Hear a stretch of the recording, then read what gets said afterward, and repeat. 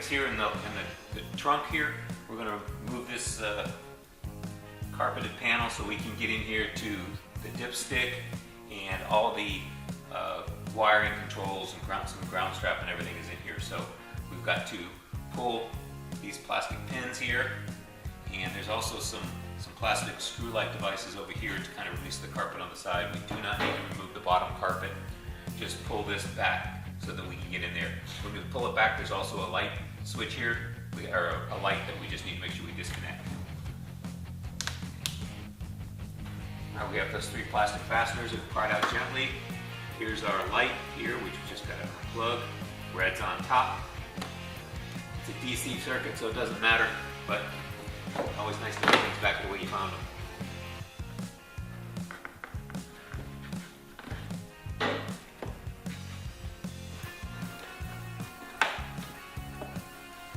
There we go. That's as far as you need to pull it all back. Basically, we're going to disconnect all of these wires here, and then there's a plastic plug back here which you can see, and you basically push that through there. You just push it through, and the whole cable harness goes with it. Now, every one of these electrical plugs is all different. You can't really mess it up. However, it's a lot easier if you take a Sharpie and kind of label 1, 2, 3, 4. They're labeled on the aluminum in the back, 5, 4, 3, 2, 1. So that's the way I'm going to number them out here on the plug, so I know. And then the black and the white ones down here are pretty simple.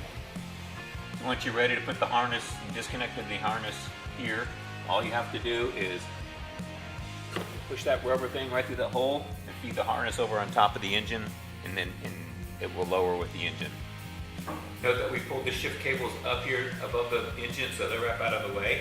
You can see we have the mass airflow sensor here tucked up here.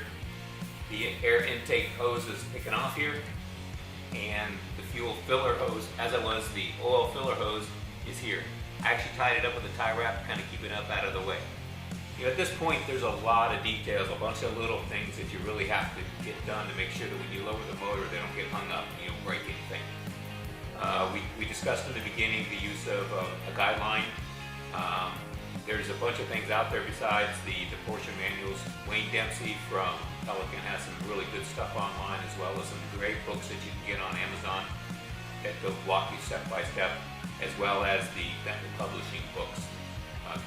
Can't impress upon you enough how important it is to have these guidelines. No matter how many times you've done this or think you're going to do this, you've got to have a step-by-step guideline. Next thing we're going to do is disconnect the fuel line. This fuel line here that attaches to this fuel rail. Basically put a wrench on here, counter it, and disconnect it there. Then we're going to move over here and take off this ground strap. Now we're going to take this vacuum booster off. There's a little gray clip, a lot like that hydraulic line down below. Pull that gray clip out, and then it's a bayonet fitting. It just slides back and pops apart. With the gray clip out, pull the black bayonet fitting back, and slide right off. I recommend putting the clip back in there and saving it. Either that or put it in a plastic baggie. Next, we're going to get into the B plus box.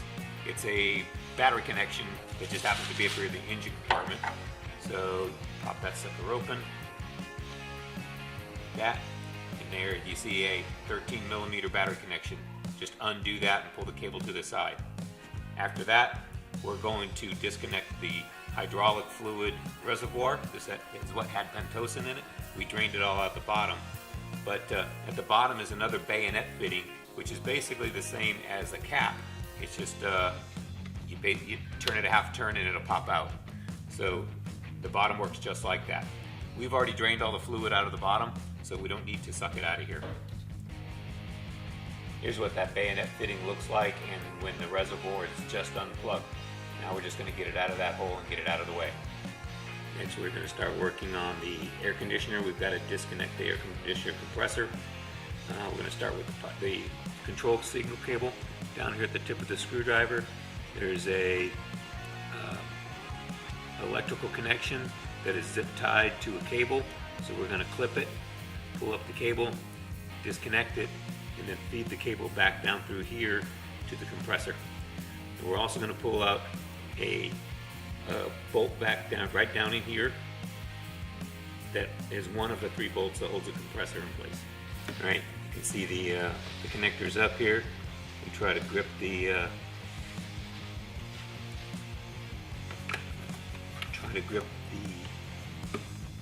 blade without pulling on the wire. All right, so you can see here the little plastic holder. Here's the blade that I pulled off with the needle nose pliers. There's that 3rd bolt for the air conditioner compressor. That one has to come out and it would just be really loosened. And then there's 2 more that get accessed from the rear compartment. We're going to take off the drive belt now, or the front access to the engine. This is a 24 millimeter on a breaker bar. Basically, you just, on this idler pulley, which is a tension pulley, just flex it like that and then slide the belt off. Next, we're going to remove the 2 forward bolts from the air conditioner compressor. There's one right there, and the other one's right there. Then the compressor is just going to kind of sit there until we lower the engine just a little bit, because the lines, the refrigerant lines run up here, and once we lower the engine a little bit, we'll pull the compressor and the lines and set it right here. All right, guys, we're almost there. We just got a couple more things to disconnect, and we're going to be ready to rock here. First is going to be this oil cooler line here, which is one of these double button. Just push it kind of like the fuel lines. Push on either side and pull it apart. Then we also have the dipstick tube inside the engine compartment, and it's also one of those double button, like the fuel lines. And we're going to come over here to the secondary air pump, pull this hose off,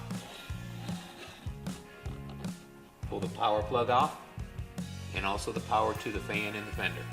Also going to remove the oil dipstick connection from inside the rear compartment. Just push these 2 tabs in,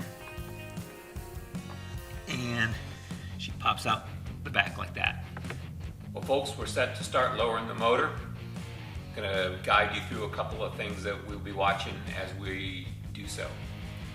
We're going to put a hydraulic cart, flat cart here, so the whole engine and transmission, and we'll put a couple blocks of wood here to make up the difference. Will all be supported on this hydraulic cart. We will be disconnecting these 4 bolts. There's 2 here and 2 on the other side. That's the transmission support. On the other side, we're going to have to loosen the transmission mount a little bit to get the arm out of the way, because it's mounted a little bit different. Then we also have the engine mounts up front. There's 4 bolts up there. There's a cross beam right here that has 4 bolts. And we're just going to basically loosen those up. We're going to set this down on the cart about this high, loosen up all these bolts, and when they're all loose and free, we're going to lift the car off of the motor, is what we're going to do. All right, let's get her done.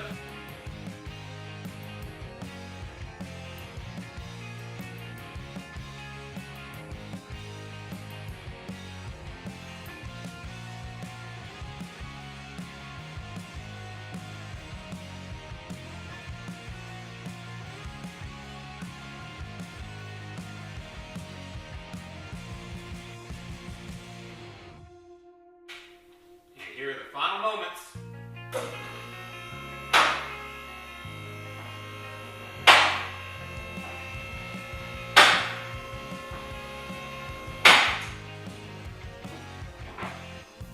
Well, there you have it. Engine transmission removal in a 2001 Boxster S. I can't stress enough how important it is to either lower the combination or raise the car up in half-inch, inch increments, and be very vigilant all the way around, making sure nothing is getting hung up. There are a lot of things to remember, like feeding the cables back through the back deck. Also, remember when we talked about these fuel lines here, that when you disconnected these fuel lines, we fed them up over top of this brake line, this emergency brake line, so that we can come down and clear it. Otherwise, if you lower, you're going to be hung on this and they're going to get kinked. Ask them how I know. Been a fantastic first episode for Jet. We're looking forward to her future here in the cage. If you like what you see, like us on Facebook, please. Subscribe to our YouTube page, and we'll see you later. Until then,